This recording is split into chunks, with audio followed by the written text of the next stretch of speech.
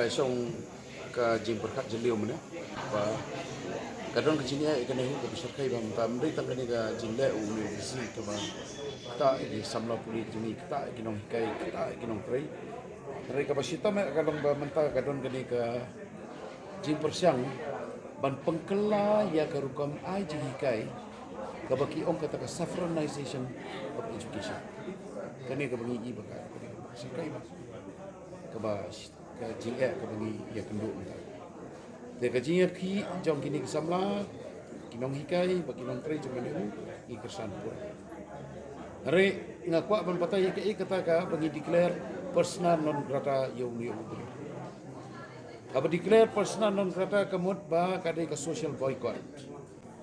And I want to send a message to Dr. Shukla.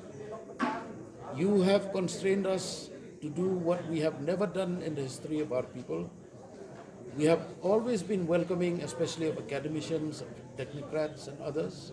But you have constrained us today as an organization. You have constrained us, the Meghalaya Indigenous Tribes Constitutional Rights Movement. You have constrained us to pass a resolution to declare you persona non grata, by which there is a social boycott against you now because you have gone against the interests and the rights of our students, of our teachers, of the staff of NEHU, as well as our people. Because what you have done, the mismanagement that you have done in NEHU, now is percolating down to the colleges, especially in the colleges teaching law. And because of this, we hold you accountable to these actions. We are also sending a message to the central government that you should choose vice chancellors of NEHU, persons who have an interest in the welfare and development of this area, people who understand the ethos, people who know the needs of our tribal communities, not only in Meghalaya, but in the whole of the Northeast. Kani kencing ka message, kani kubor ka bangi pa ayu, but ikipai ba rumi ong ba, kalau dia kapor ba pinyami. Pinwan kersa ni kini samla na marbelai, kalau dia rasai kan dia siposki.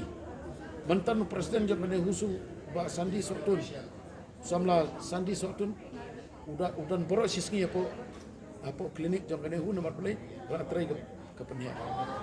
Mentah pada baik itu samla, wan pai biang, wan song biang. Kani kadi ka spirit jom bini kan samla jom. Ngakarpa bakinyawan pinyami na isnong kitau ki jom pin wan hang ni ban ai bin sei bi. Pen i yung ni ubrep. Ba ngim dai ki ba sa jam ni ke. Pen i ka sarkar India ba kam dai ban perlong i kani ka jaka ka tim teknut ka jom ka. But namar kata ka daw ni hapan ya teli ko majai ba.